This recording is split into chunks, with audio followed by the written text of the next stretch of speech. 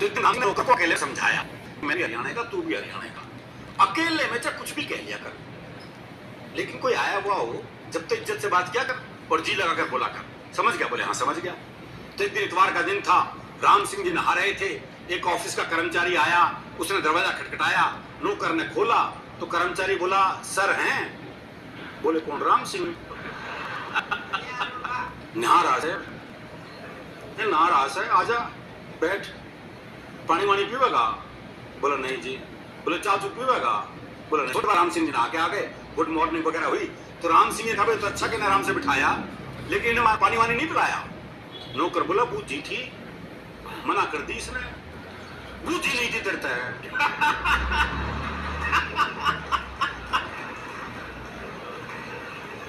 बोला हाँ जी बूझी थी। बोले मैं तो चाय की बूझी थी। बोले हाँ जी बूझी थी। तो राम सिंह को लगा कि नौकर कुछ गड़बड़ कर रहा है, ढंग से बात नहीं कर रहा है, तो उसकी तरफ जरा आंख निकाली, जरा कड़ा होकर देखा उसकी तरफ, तो नौकर बोला राम सिंह से तू के दीदे काटे है। अरे तू के दीदे काटे है, तेरा सिखाया हुआ भी करके दिखा दूंगा, बाद में जी भी लगा दूंगा। वो दरअसल ओलंपिक पे कभी हम एक आध पदक मुश्किल से, कभी तो एक भी नहीं आता था, तब उन्होंने लिखा था शरद जी ने, बोले ओलंपिक नाम जगह का है जहां जाकर भारतीय टीम हारती है। इस बार भी हम गए और हार गए। जाना हमारा काम है, हराना उनका काम। हम उन तुझसे भौतिकवादी देशों में से नहीं जो सोने के एक टुकड़े के लिए मारे मारे फिरें, सबसे आगे दौड़ रहे हैं। क्यों? जरा से एक गोल्ड मेडल के लिए। धिक्कार है इस मानवतन पर। भारत आत्माओं का देश है, रेस में हमारा शरीर भले ही पीछे हो, आत्मा हमेशा आगे रहती है।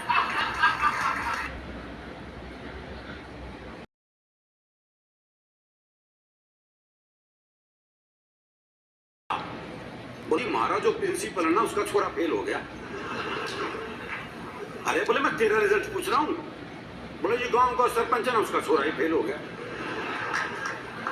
अरे बोले तेरा दिमाग खराब है, मैं तेरा रिजल्ट पूछ रहा हूं। अरे मैं वही तो बता रहा हूं, तू कौन सा प्रधानमंत्री लग रहा है?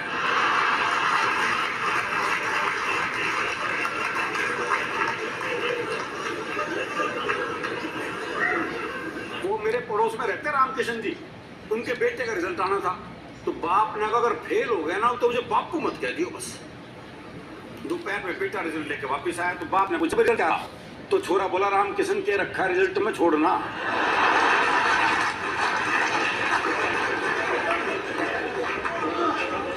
इन बच्चों का मुकाबला कर सकता है कोई? वो क्लास में टीचर ने सवाल कर दिया, बोले भारत में सबसे ज्यादा बर्फ कहां गिरती है? एक बड़ा खड़ा होकर बोला जी शराब के गिलास में। कहां तक मुकाबला करोगे भाई? बोले जी वो उड़ती तो आकाश में है, कौन है वो? और बच्चे पैदा करने धरती पे आती है। तो एक बड़ा खड़ा हो गया, बोले जी एयर होस्टेस।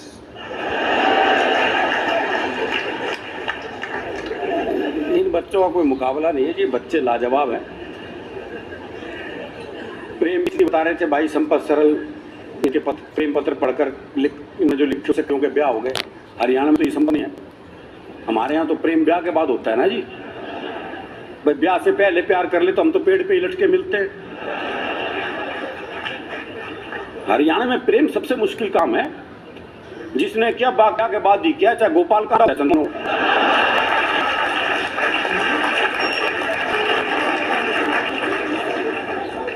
और वो गोपाल कांडा तो कमाल साहब, 2 छोटे हवाई जहाज थे उसके पास 24-24 सीट वाले, और 72 एयर होस्टेस रख रखी थी भाई ने। अगले को सवारियों की तो जरूरत ही नहीं थी। तो हमारा प्रेम बिल्कुल अलग है जी, ब्याह के बाद ही होता। वो एक लड़के ने एक लड़की से कहा, बोले मैं तेरे से ब्याह करना चाहता हूँ। तो लड़की बोली एक पुराना तरीका है, किसी नए से पूछ कर। तो लड़का बोला ऐसा है, तो मेरे छोरे से अपनी चिता में आग लगवाना पसंद करेगी? विवाह का ये मौलिक प्रस्ताव ये हरियाणा में संभव है। वो एक लड़के ने एक लड़की से कह दिया आई लव यू, बेटा मारा खींच के थप्पड़। बोले फिर से कहिए। बोले जब सुना ही नहीं था तो मारा क्यों?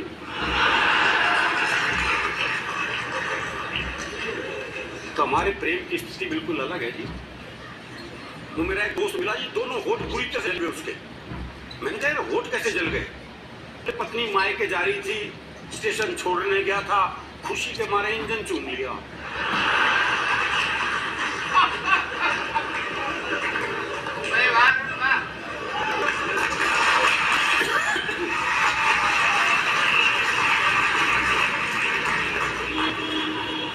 तो आदमी की खुशी अलग अलग ढंग से प्रकट होती है। तो मेरे एक दोस्त है, प्रहलाद की पत्नी का अपहरण हो गया, तुरंत करता पत्नी की एक उंगली काट के साथ में चिट्ठी भेज दी, बोले 50 लाख रुपए भिजवा दो वरना डैश डैश डैश। मेरे मित्र ने चिट्ठी लिखी, उंगली किसी की भी हो सकती है, मुंडी भेज मुंडी।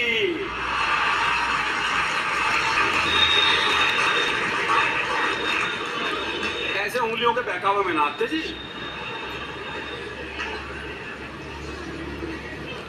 वो एक हमने दोस्त को फोन किया, बोले शिमला जा रहा हूँ, पत्नी को साथ लेके जा रहा हूँ, सोच रहा हूँ जाते हुए उसे किसी खाई में धक्का दे दूं। तो दोस्त बोला यार मेरी वाली भी ले जा। बोले ले तो जाऊंगा, अगर बुरा नहीं मानने तो उसे वापसी में धक्का दे दूं।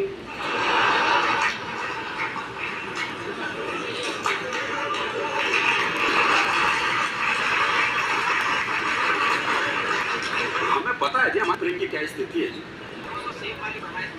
वो भी दरअसल टाइम हो गया क्या? आगे तो टाइम हो सकता है भाई, मुझे पता ही नहीं वो कितना टाइम चला गया। दरअसल क्या हरियाणा की फुर्सत में रहता है, इसलिए हासिल में हासिल के लिए फुर्सत चाहिए। वो एक ने रिक्शे वाले खा लिया है, बोले हाँ, बोले आप फिर ताश खेलते हैं। तो फुर्सत जरूरी है। वो एक ने रिक्शे वाले से कहा, बोले स्टेशन चलेगा? बोले हाँ। बोले कितने पैसे? बोले 25 रुपए। बोले ये तो रहा स्टेशन। अच्छा मैं पैसे कम कराने होते हैं, जगह को पास बुला लेते हैं। बोले ये तो रहा स्टेशन। रिक्शे वाला बोला आप नीचे कर ले वरना रेल के नीचे आ जाएगा।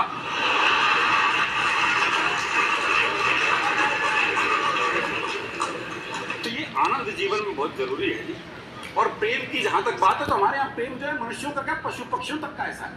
वो मेरा एक दोस्त है जी, उसने तोती पाली। दुनिया तोता पाते और तोती पाली। 3 दिन के लिए से कहीं बाहर जाना था, बोले यार क्या करूं, कौन दाना पानी देगा, बड़ा चिंतित हूं। मैंने कहा मेरे घर छोड़ जा, 2 तोते हैं, उन्हें दाना पानी देता हूं, इसे भी दे दूंगा। बोला भाई तेरे 2 तोतों के बीच अपनी तोती छोड़ दूं ना। मैंने कहा नहीं यार मेरे तोते बड़े धार्मिक हैं, तो खुद देख ले आके।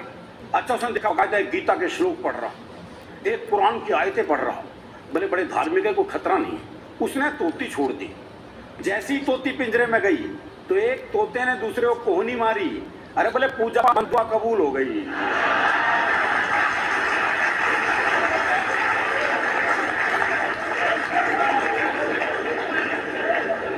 तो हमारे यहाँ तो पूजा पाठी भी क्या निकली है, कोई भरोसा नहीं है जी।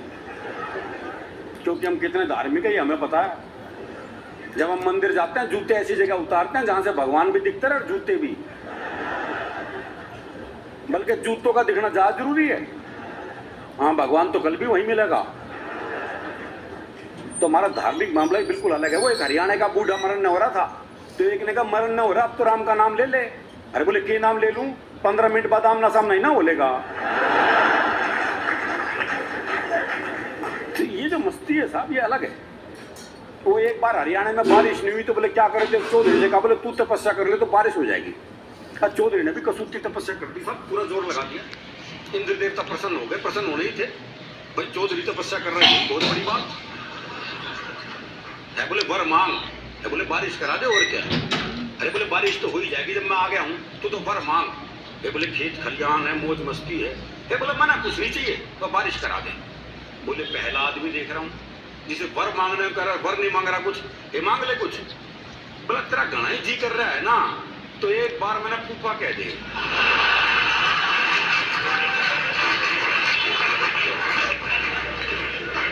बताओ ऐसे का इंद्र भी क्या कर लेगा जी। तो ये आनंद जीवन में बहुत आवश्यक है जी, ये मस्ती जीवन में रहनी चाहिए। और हमारे यहाँ तो हर संबंध में ऐसे ही है। वो एक ने अपने चाय बनवाई तो देखा सामने से एक दोस्त आ रहा है, बोले इसे कट चाय कर दे 1/2। अच्छा वो 1/2 कर ही रहा, तो एक में तीसरा दोस्त आ गया, बोले इसे 3 में कर दे। वो एक चाय तीनों 3 गिलास में लेके खड़े हो गए जी। इतनी देर में चौथा दोस्त आ गया, बोले खाली गिलास दियो। वही एक चाय 4 दोस्तों ने 4 गिलासों में मिलके पी साहब। पीने के बाद एक ने पूछा हाँ भाई कितने पैसे हुए? बोला जी कोई पैसे नहीं, गिलासा ना धोके दे दे बस।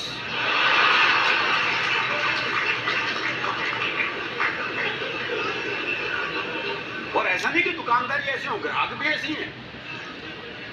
वो एक पहुंच गया हलवाई की दुकान पे, भाई ने भरपेट जलेबी खाई, छिप गए।